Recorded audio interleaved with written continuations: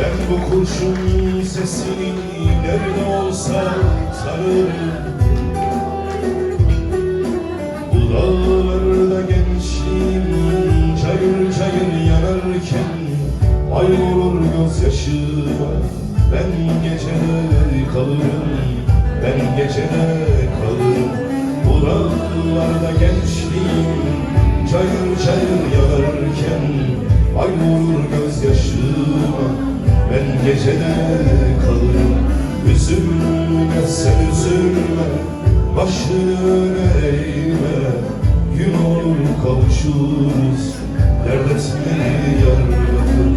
Ağlama sen ağlama, kanlı ezer bağlama.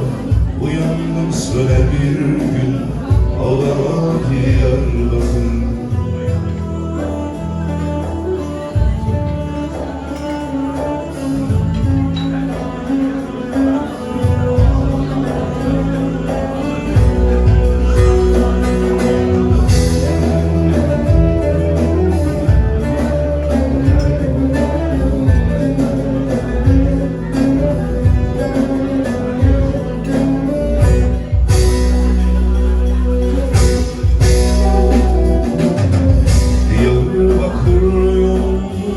Toz olmuş dağlar, bu hırçın depremlerle sarsılır karar. Arkadaşların yüzü ağır ağır solarken gün doğar yaylalara.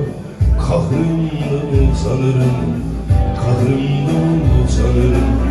Arkadaşlarım yüzü ağır ağır solarken gün doğar yaylalara.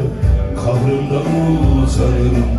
Ey fırtınalı bayır, ey mazlum Diyarbakır. Dağlarında kızıl ateş, alnında kızıl bakır.